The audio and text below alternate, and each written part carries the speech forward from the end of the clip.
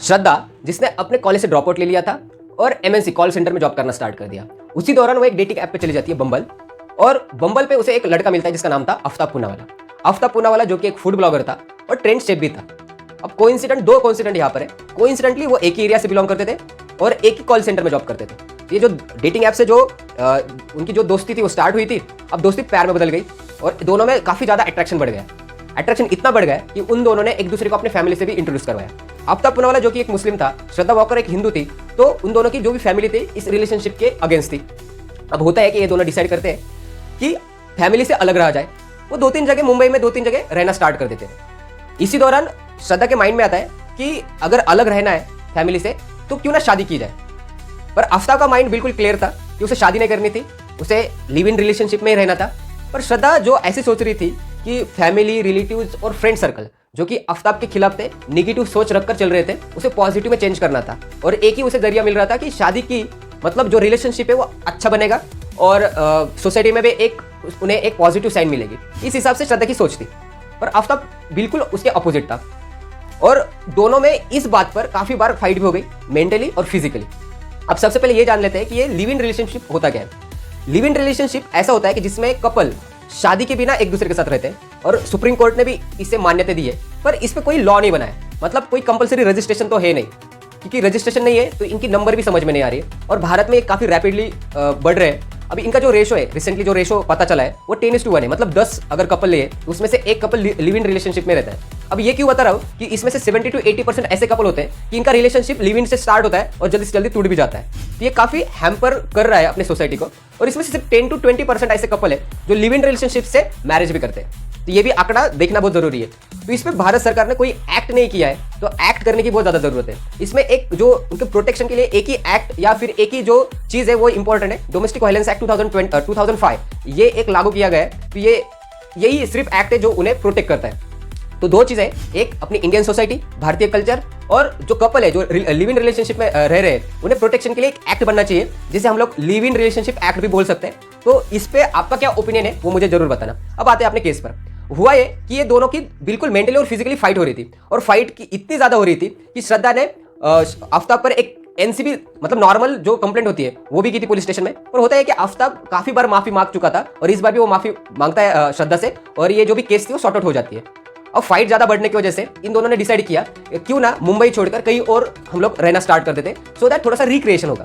तो इन दोनों ने डिसाइड किया कि दिल्ली, हम लोग मुंबई से दिल्ली चले जाते हैं। तो दिल्ली में वो छतरपुर पहाड़ी एरिया था मेरोली में, वहां पे वो रहना स्टार्ट कर देते हैं।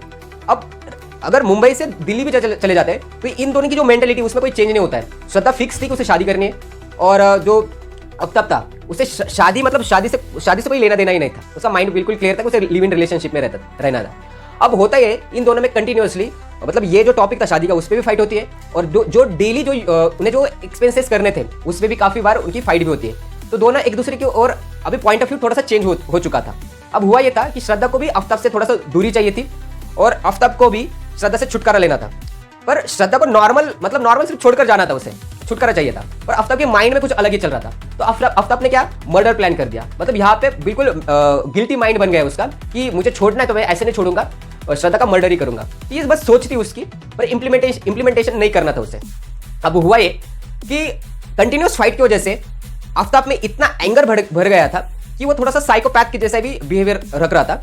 इस वजह से उसने जिस दिन उसका मर्डर करना था श्रद्धा का, उसके एक हफ्ता पहले ही जो मर्डर के लिए जितने भी वेपन्स या फिर एविडेंस मिटाने के लिए जो भी केमिकल चाहिए वो एक हफ्ता पहले ही लेकर आया था।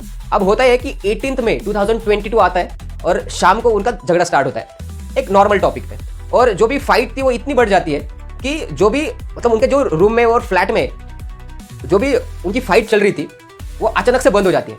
मतलब होता है कि आफ्ताब श्रद्धा का गला घोटकर उसे मार देता है, और आफ्ताब यहाँ पे नहीं रुकता। वो इतना साइकोपैथ बन गया था कि उसने उसी दिन जो उसने हथियार लेकर आया था उससे श्रद्धा के 35 पीसों में उसकी बॉडी कट कर देता है। जैसे मैंने बताया कि वो ट्रेन शेप था, उसकी जो ट्रेनिंग थी यहाँ पे वो उसका यूज कर लेता है।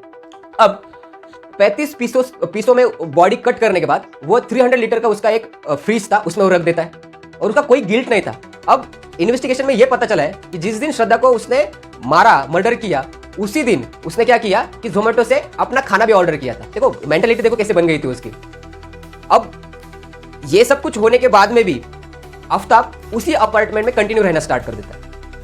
अब ये जो मेंटेलिटी उसकी बनी थी वो कैसी बनी थी ये थोड़ा सा जान लेते हैं। आफ्ताब को crime movies, crime web series और खास करके डेक्स्टर नाम की जो अमेरिकन क्राइम वेब सीरीज है उसका काफी प्रभाव पड़ा था, और इसी डेक्स्टर को दिमाग में पकड़ के वो इस मर्डर को मोटिवेट हुआ था, ऐसे इन्वेस्टिगेशन में पता चला है। अगर कोई भी इंसान किसी भी किताब से या किसी भी वेब सीरीज मूवी से अगर कोई भी मोटिवेट होकर क्राइम करता है या फिर वो सोसाइटी को हार्म पहुंचाता है तो एक प्रकार का टेररिज्म है। और ये जो टेररिज्म है वो हिडन टेररिज्म है, मतलब डायरेक्ट नहीं इनडायरेक्ट टेररिज्म है। तो उसे हम लोग नॉलेज टेररिज्म और इन्फॉर्मेशन टेररिज्म ऐसे भी हम लोग कह सकते हैं। तो आपका इस नॉलेज टेररिज्म और इन्फॉर्मेशन टेररिज्म पे क्या ओपिनियन है मुझे जरूर बताना। अब आते हैं केस के इन्वेस्टिगेशन पर। अब होता है कि आफ्ताब उसी अपार्टमेंट में कंटिन्यू रह रहा था, पर श्रद्धा का कोई कांटेक्ट नहीं था क्योंकि श्रद्धा का तो मर्डर हो चुका था। अब श्रद्धा का एक फ्रेंड था, क्लोज फ्रेंड रजत शुक्ला, वो कंटिन्यूअसली श्रद्धा को कांटेक्ट करना चाह रहा था, पर कांटेक्ट तो नहीं हो रहा था। तो रजत ने सीधा आफ्ताब से पूछना स्टार्ट कर दिया कि श्रद्धा है कहाँ। तो उसने सडनली ये बता दिया कि श्रद्धा मुझे छोड़कर चली गई है और हम दोनों का भी कोई लेना देना है नहीं। तो रजत ने जो श्रद्धा के पिता थे उनसे बात की, और उन्हें तो ये भी नहीं पता था, मतलब देखो कितना, मतलब ये इतना अलग केस है कि श्रद्धा के पिता को भी पता नहीं था श्रद्धा कहाँ है। उन्हें ऐसा लग रहा था कि वो कहीं बैंगलोर में चली गई है। अकॉर्डिंग टू हिम बस उनके अंकल श्रद्धा के क्लोज थे। तो देखो कैसी मेंटालिटी थी, कैसा केस है ये। अब होता ये कि श्रद्धा तो मिल नहीं रही थी और श्रद्धा का पता नहीं था, इसलिए उन्होंने क्या किया, मुंबई पुलिस में उसकी मिसिंग कंप्लेंट करनी थी। अब इस बार मुंबई पुलिस एक्शन में आ जाती है सितंबर 2022 में। देखो जो मर्डर हुआ था वो मई में हुआ था, और 2.5 से 3 महीने बीच में जाने के बाद सितंबर में मिसिंग कंप्लेंट होती है, और उसके बाद मुंबई पुलिस एक्शन में आकर श्रद्धा का जो लास्ट लोकेशन वो ट्रेस किया जाता है। तो वो मेरुली में मिलता है, छतरपुर पहाड़ी एरिया में। अब इसी दौरान मेरुली पुलिस स्टेशन में एक्टिवेट हो जाता है, क्योंकि मुंबई पुलिस सीधा चली जाती है मेरुली में, और वहां की जो लोकल पुलिस थी वो भी एक्टिवेट हो जाती है। तो इन्वेस्टिगेशन में करने के दौरान ये पता चलता है कि रिसेंटली श्रद्धा का जो क्रेडिट कार्ड है वो यूज किया गया है। तो होता है ऐप दोनों भी यूज कर रहे थे, उसी डेटिंग ऐप से आफ्ताब का लास्ट लोकेशन चेक किया जाता है और उसे गिरफ्तार किया जाता है। दिल्ली पुलिस जो एक्टिव हो चुकी थी, उन्होंने आफ्ताब का जो बम्बल है वो ऐप भी चेक किया, और उसके हिसाब से ये भी पता चला कि बिटवीन 2 to 3 मंथ जो मर्डर और उसकी गिरफ्तारी के बीच में जो टाइम था उसमें उसने काफी लड़कियों को उस डेटिंग ऐप से डेट भी की है। तो मेंटेलिटी देखो कितनी अलग ही साइकोपैथ बन चुका था वो। और डीसीपी अंकित चौहान जो कि तब के जो डीसीपी थे दिल्ली पुलिस के, उन्होंने अपने इंटरव्यू में ये भी बताया कि जो आफ्ताब पूनावाला है उसने अपना जो क्राइम है वो कन्फेस किया है, और श्रद्धा का उसने मर्डर किया है, और उसके मर्डर के साथ साथ उसने जो भी एविडेंस थे वो भी मिटाए।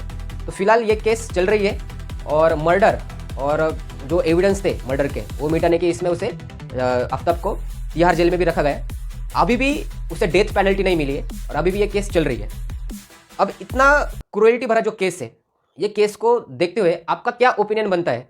और जो भी मैंने जो 2-3 चीज़ें बताई, जैसे live in relationship, knowledge terrorism, या फिर जो भी ये वेब सीरीज़ है क्राइम बेस्ड मूवीज़, ये जो भी उसमें जो भी सीन बताए जाते हैं, और जिसकी वजह से अपना नया जनरेशन, इंडिया का जो नया जनरेशन है वो मोटिवेट होकर क्राइम कर रहा है, तो इसमें आपका क्या ओपिनियन है वो मुझे ज़रूर बताना। धन्यवाद।